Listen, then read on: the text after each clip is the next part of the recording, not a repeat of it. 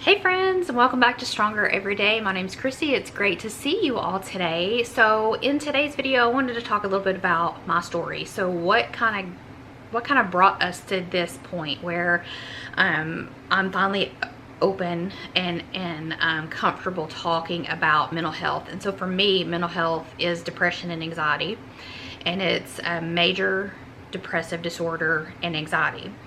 And that's something that's been going on, I'm going to say 29 years, and I'll explain that in a minute. But growing up, felt like my growing up it appeared normal on the outside. You know, I had my mom and my dad. I have a sibling, and both my parents worked, and we played every sport imaginable, traveled a lot for sports, and was pretty routine looking on the outside looking in. What a lot of people didn't know was kind of the behind the scenes of it. And as I've mentioned a little bit before, you know, my mother struggled with mental health as well, and you know, it's not great to deal with it now, but especially back in that time it was really hard, and I imagine very difficult for her because it was very taboo. It was something that, you know, you didn't mention that you had. You certainly didn't seek help for it or take any sort of medicine for it, and I imagine that prolonged it, you know, made it worse for her, and in turn made it worse for the rest of us living there. It was a very odd upbringing. There was, you know, kind of perfection was demanded with her, and in every aspect, the way I looked, the way I dressed, my grades, my performance at every single sport I played, who I hung out with, what I did extracurricular. You know, I did all kinds of clubs and organizations in school, and then played every sport. I did track, I did volleyball, basketball, softball, tennis. I did choir. Like I said, Beta Club, Alpha Club. We had a club where we were at, like a community club. We would go around and help people in need. I'm trying to think. It seems like there was a couple more, but just very active, we'll say. But behind the scenes was a different story, and it's kind of made me who I am today, which luckily now, after this past 2.5 years, is a completely different person. But for the long time, it just kind of made me run from it all. So anything I could do to run. I left home at 18, and did go back, I think, twice for short periods of time, but other than that, I just wanted to get out of that environment. And it was a hard way to grow up, because there was a lot of, and I've never really looked at it this way until the past 2.5 years, a lot of mental and verbal, I won't say abuse because I'm still struggling with using that term, but a lot of anguish and a lot of control, manipulation, which taught me that A, you don't deserve anything, and B, that you know, it's kind of made me an overachiever. I demand perfection in my life still today in everything I do, and when I fall short of that, it's detrimental to me. I don't like falling short, and as you know, no one's perfect, so it's a constant thing. And I've had to learn that I'm perfect in God's eyes. So it's played a huge part on mental illness for me, and it's been 29 years since I've struggled with both depression and anxiety. But over the last 2.5 years, it's been night and day difference. Do I still feel like I struggle? It's hard to say. As most of you know, if you watched the last couple videos, we're going through a tremendous amount right now, with the health of my husband, just kind of everything going on. And I was actually going to talk to my doctor the end of April about maybe coming off one of the medicines, and I've held off on that just because of everything we're going through. However, I don't know that I'm in that place anymore. I feel like that's been lifted from me. I feel like this has been a test. The devil has thrown a lot of junk at us over this last 6.5, 7 weeks.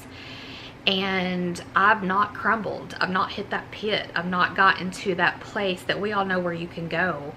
It's not been rainbows and sunshine. There's been lots of tears. There's been worry. I've worried about everything from Nick's health first and foremost, and then you know, how is life going to be now, adjusting to things that are happening and managing this homestead and managing the finances, and you know, what's his work situation look like, what's it going to look like, is he gonna be able to go back to the office, is, you know, kind of just all the things that run through your head. But I've not gotten in that pit. There's been times where I've had to take, not a lot of time because there's no time to take right now, but take an evening like from 7 o'clock on and just say, I just need to just be in my room, tune out on some TV that I enjoy, and just quote unquote relax. I can feel the stress in me, and I'm typically someone who says no matter how stressed out I am, I'm not stressed. I am stressed. I'm very stressed. I feel like there's not enough hours in the day. I'm drinking a ton of caffeine, which if you've watched any of our videos, you know that caffeine is not the greatest, right? It definitely adds to your anxiety. It definitely adds to your stress. I've been drinking less water and more caffeine, just to keep me going throughout the day in the 24-hour period I have to get things done, trying to maintain things. And so I feel like, you know, things that happened when I was younger, I'm not that person anymore, and I can't keep saying, well, I'm this way because this happened in my past.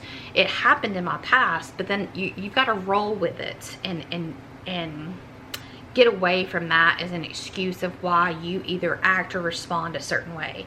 That doesn't mean the pain of that isn't there, and the emotional side of things. It means that you're not allowing that to continue to control you anymore. And it took a long time for me to get to that point.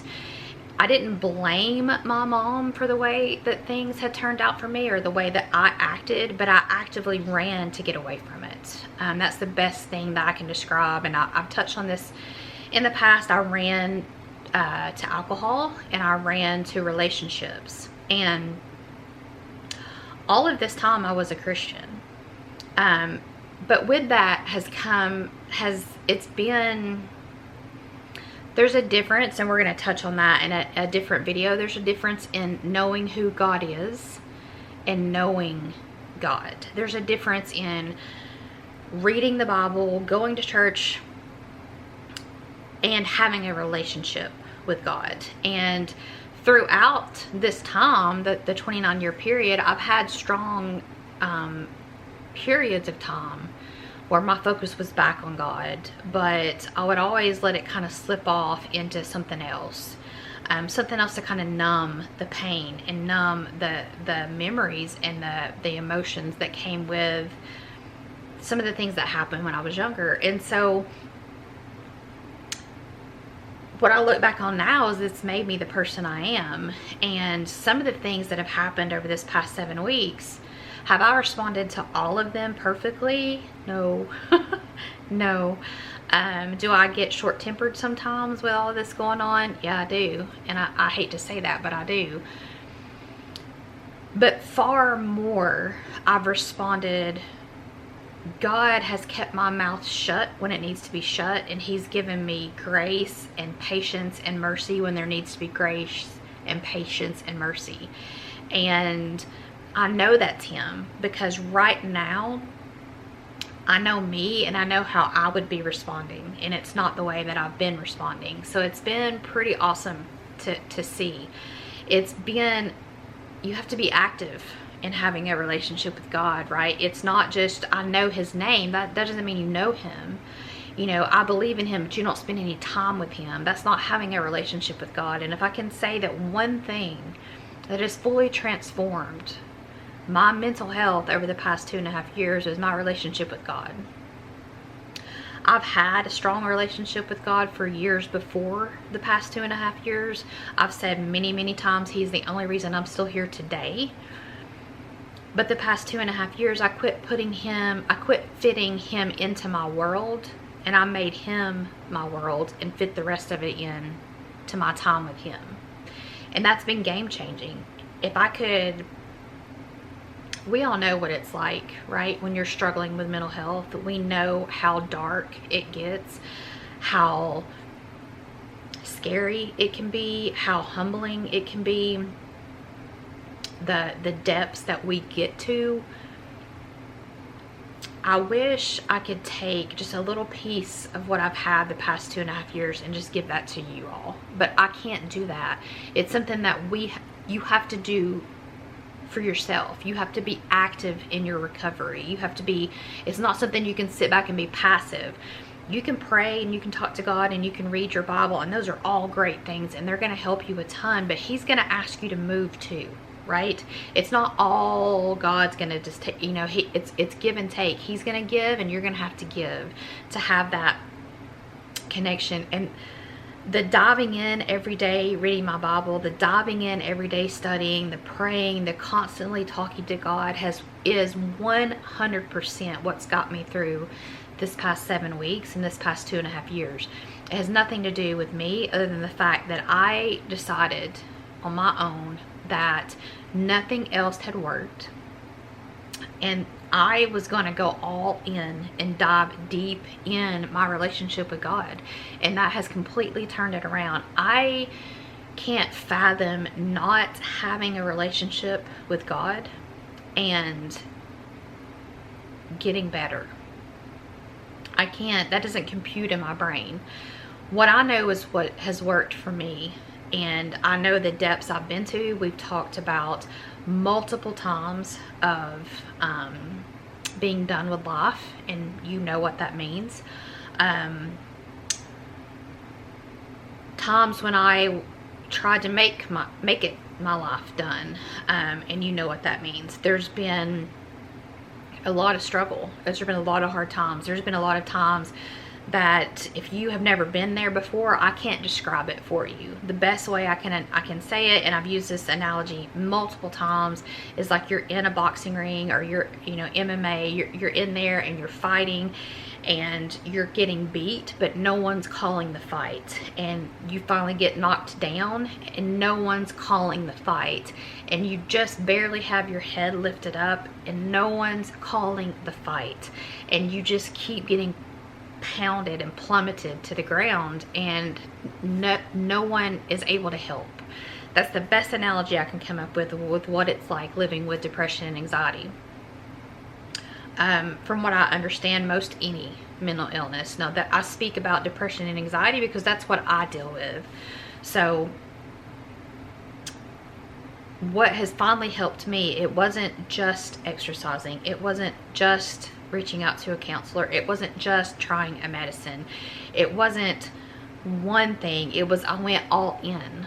I went all in to say, God, I can't take this anymore.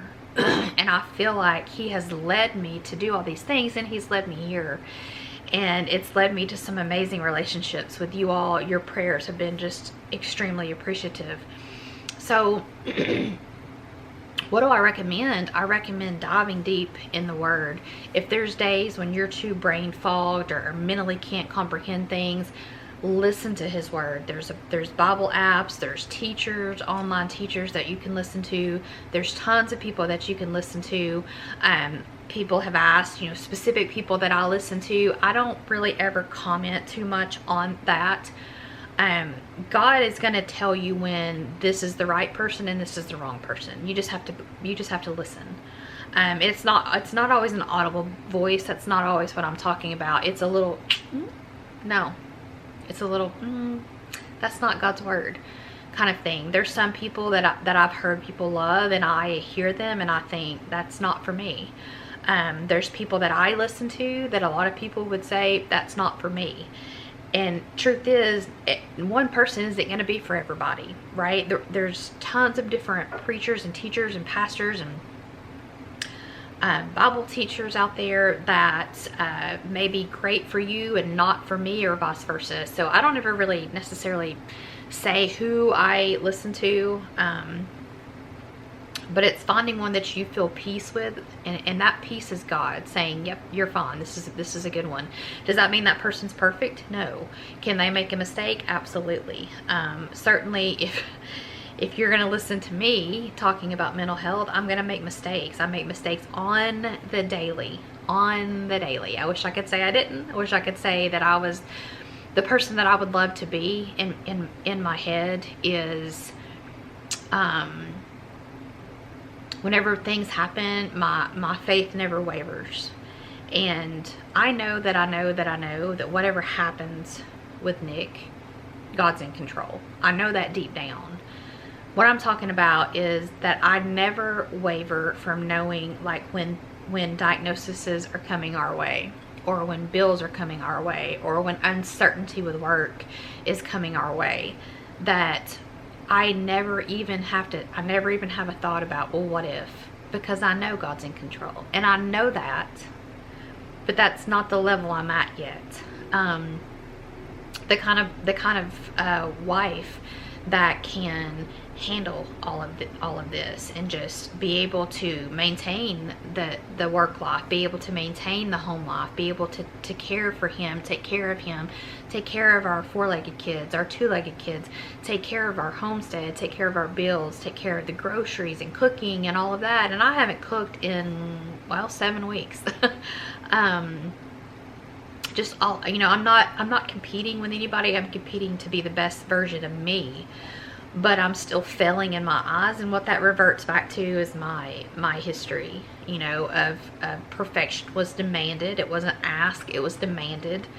And hearing all the ways I failed repetitively over and over, year after year, I don't let up and give myself some grace, and sometimes I do, but it's rare. But I know that that's what I need to do, is give myself grace. So I think sometimes that helps to understand, like, the deeper story behind things that happened a while back. And one day maybe I'll dive deep into a little bit of the examples in the history. And I've spoken about this before. My mother was not a monster.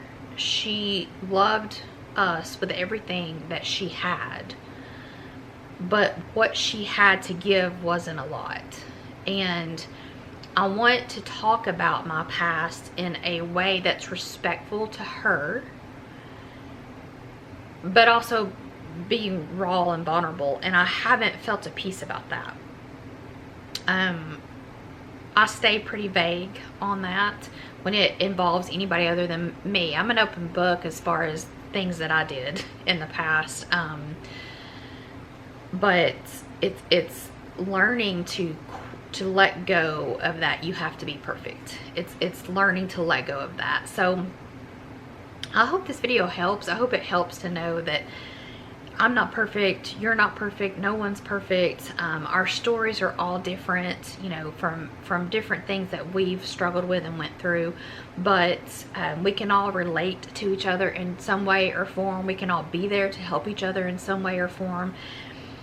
We can all encourage each other in some way or form. So just knowing that you guys, that I pray for you guys and you guys pray for me, has been huge. It's been huge, and those prayers have been felt, and I cannot tell you how much I appreciate that, how much I love you all for doing that for me, because you don't know me a thing. You don't know me a thing, and you have taken time out of your day to pray to God about me and my husband and our situation. And how humbling is that? How humbling is that this community that we've created, that those prayers are felt. And I hope that you feel them when you're down and struggling and having bad days. So we'll end this video here, friends. I end every video this way. It's always my heart and hope that you feel this. God loves you. I love you. Your family, your friends love you. And we need you here. We'll see you in the next one, guys. Bye.